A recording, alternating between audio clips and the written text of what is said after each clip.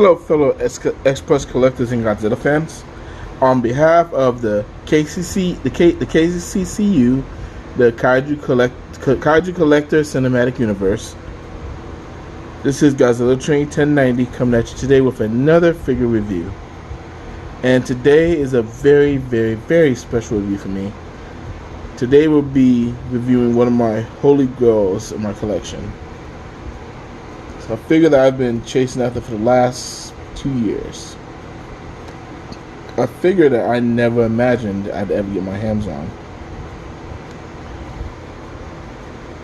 Today we're going to be reviewing the Yuji Sakai Scope Modeling Kit 1954 Godzilla, the standard version, from the amazing, wonderful film that started it all. For all of us kaiju fans everywhere around the world, from the original movie Gojira, or as in the States, Godzilla, King of the Monsters. Now, I know there has been a lot of 54 scopes. There's the original 30 centimeter. There's the two train biters, the regular and standard. I think standard was the bronze, but no, the regular was just the regular charcoal gray and then the bronze. There's a gigantic Yuji Sakai of this same figure. There's two, I think there's two Defa wheels of this figure too.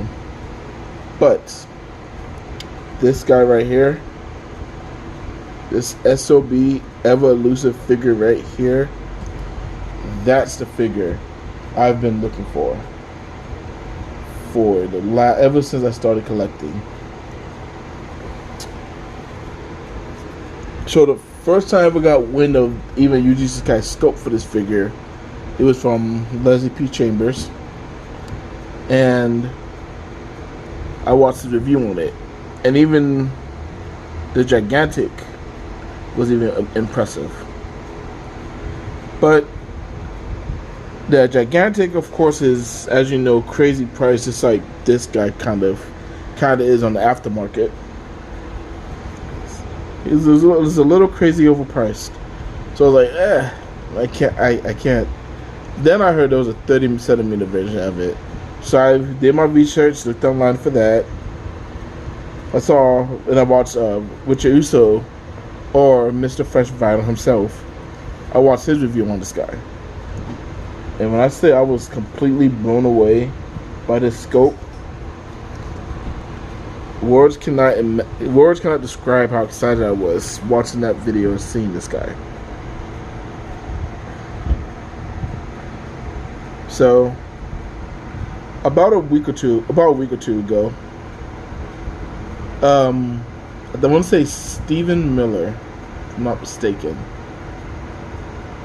he was selling this guy. Of course, I put a post up on the Facebook group, because a buddy of mine, Robin, he actually got his that same night, the same night that I posted my status about it. I'm sorry, same night I posted my status about it, and he found one for really a really good price. So I was like, you know what? I've been buying so many figures lately, I'm just going to say, forget it. Let's go ahead and see if I can get this guy. Let's go ahead and give it a shot. What's the worst that can happen, right? So I posted my status, got teased by Robin a little bit, of course, because that's all he does is tease me about stuff. And then, little did I know, Robin was talking to somebody else about Steven. He was talking to Steven about the same figure. So he had Steven hit me up. Me and Steven talked for a while, and then about a week and a half later, he was here. And I can't say Steven did sell it to me at a pretty good price. It wasn't retail, but hey, aftermarket costs for a little bit more money, of course, as most of us know already. But when he got home, I was stoked. That day I was having a bad day at work. came home, always come home for lunch. So I come home for lunch. If I usually have figures on the way, they usually get here right before I get home from work. Get home for lunch from work. So all day I was like, yes, I got this figure. The rest of my day was changed. Open them up, put them together, and then voila, I have this guy.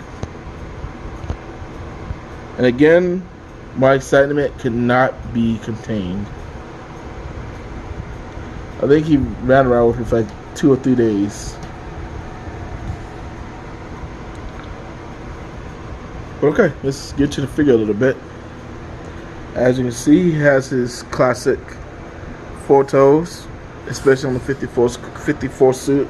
His toe that's on the side, which I don't know why I never went back to that. I really like that. It's really, to me, it was really prehistoric. The way they had this nail like this.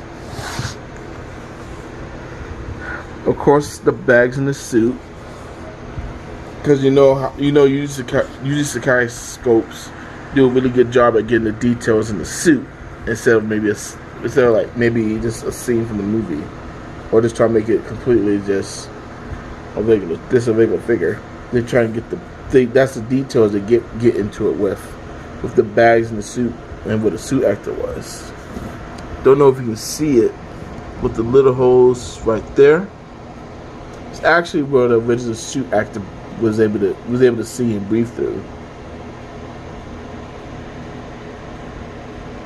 So here's Godzilla's claws. It's not the same charcoal color, but it's dark. It's a dark gray.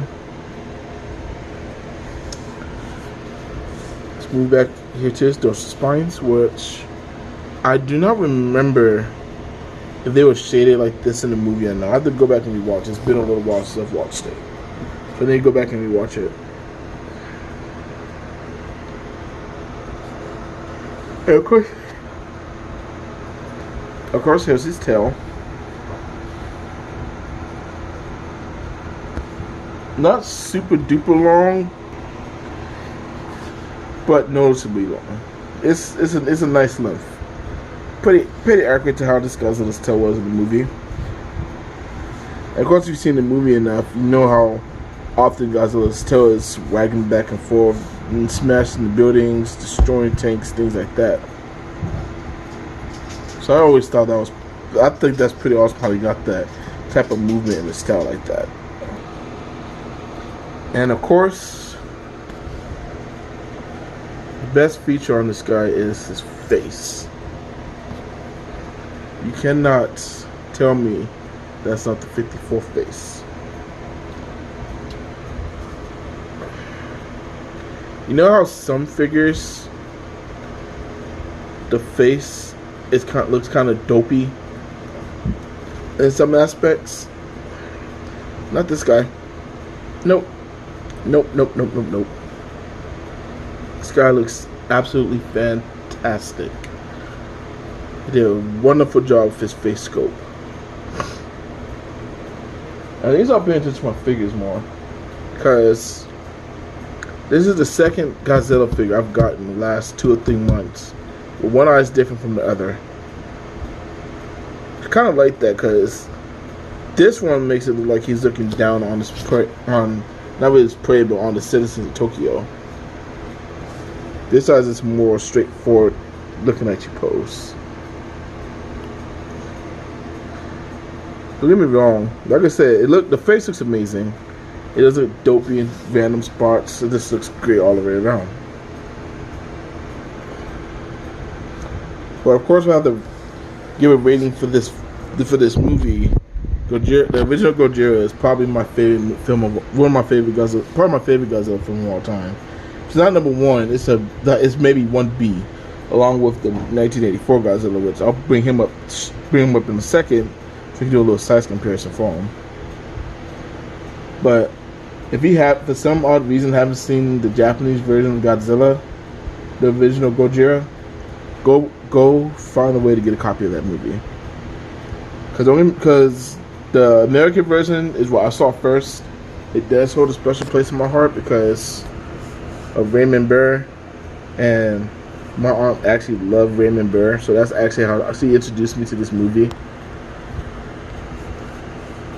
But the Japanese cut, it just has more feeling to it.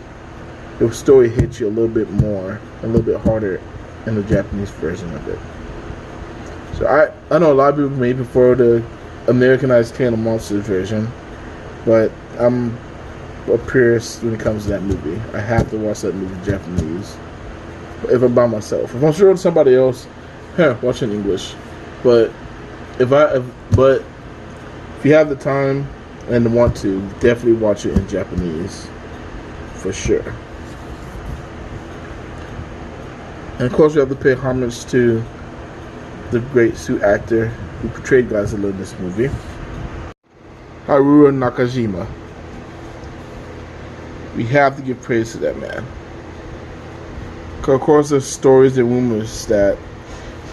Actually, no, not even the stories and rumors. I actually watched the special features in my Godzilla DVD. And in that movie, they even say that... Or in the extras, they say that he had a lot of trouble walking around and moving around in the suit. Because the original suit was over 200 pounds.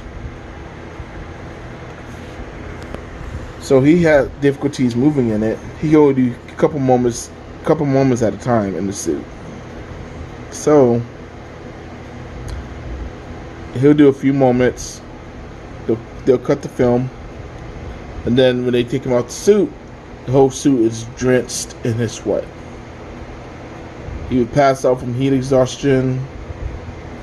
He probably had quite a bit of bumps and bruises from falling and trying to move around the suit and things like that.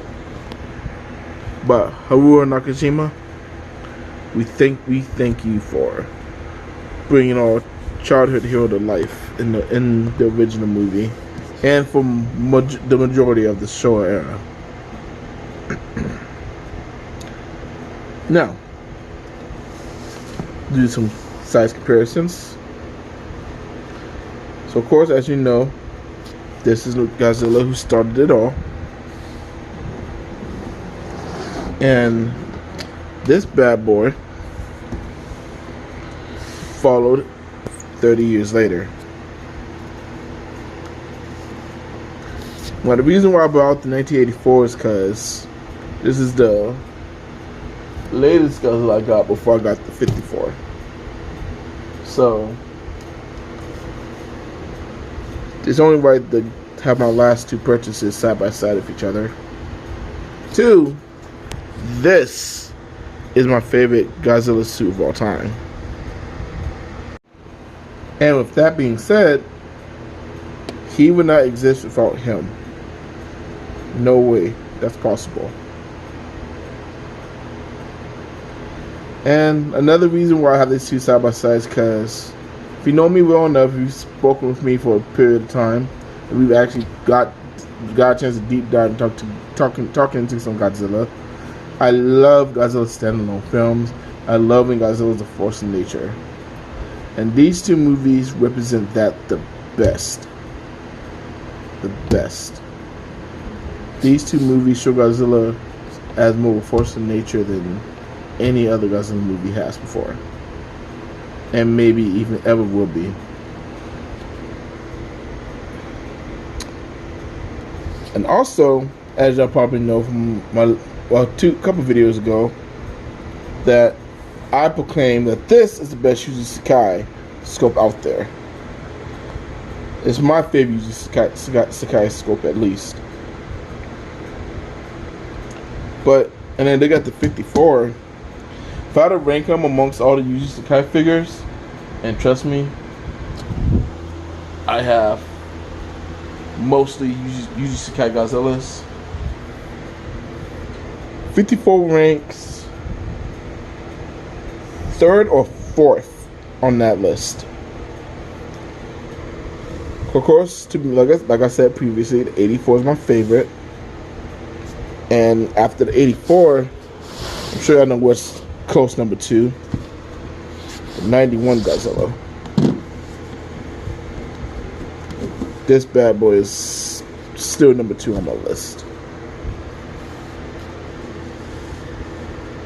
He would probably never go any lower than number 2. I'm still shocked that he's not number 1 anymore. But he's definitely number 2. And the 54 is definitely number 3. But I will definitely say that the 54 is definitely the best representation of a 54 figure. There's no better 54 out there than the 1954 Yuji Sakai. As far as Yuji Sakai scopes, this is one of the best ones. Along, of course, like I said, with my second favorite, the 91. And this big guy as my third favorite. I mean, but look at all these 3 together. All these are very mean, very ferocious looking Godzillas. Okay, maybe not as mean, but we know which you represent, buddy. So it's okay. You don't need to look the part. As I mentioned before, we wouldn't have any other Godzillas if it wasn't for the OG himself. So like I said, please pay the film homage and go watch the film if you haven't seen it before. And make sure you get this figure. If you get no other 1954 Godzilla in your collection, get this figure. You will not be disappointed. He'll be a very long wait and a very long trip trying to find him, and probably a frustrating one as well. But he's definitely worth it. So if you find him, go get him. Don't pay crazy amounts for him. No more than I wouldn't pay. Don't pay more than I did. Don't pay no more than $350. Unless you really, really have to have it. But even at that though, once you get there, once you get past 300, 350, you're starting to approach gigantic territory. At that point, you might as well get the damn gigantic, and that's what I almost did. But if you're gonna spend $400, $600 on a 30 centimeter figure, get the gigantic. Just get a gigantic. They have a gigantic on it of it. Just get the gigantic. Don't be silly. Only thing worth that, the only 30 centimeters and 25 centimeters that are worth that money is Biollante and probably any King Ghidorah. Besides that, don't go out spending a whole lot of money on a 25 or 30 centimeter figure. But alright guys, that pretty much wraps up my review. And I think I'm going to have a double review next. Because it's kind of, I guess I don't have enough to say about both of them to put them in a video, to put them in separate videos. But I'll give you a little sneak peek of one of them I'm going to review. And you'll have to wait and see who else pops up after that. But alright guys. And again, if y'all do want to talk some Godzilla, feel free to message me. And also, don't forget to join the KCCU. We're a brand new group, whole bunch of great guys there already. But we're always happy to take on more members and talk Godzilla with just about anybody. Alright guys, I'll show y'all a sneak preview on what's coming up next for my next review, and y'all have a fantastic night. Let's get it.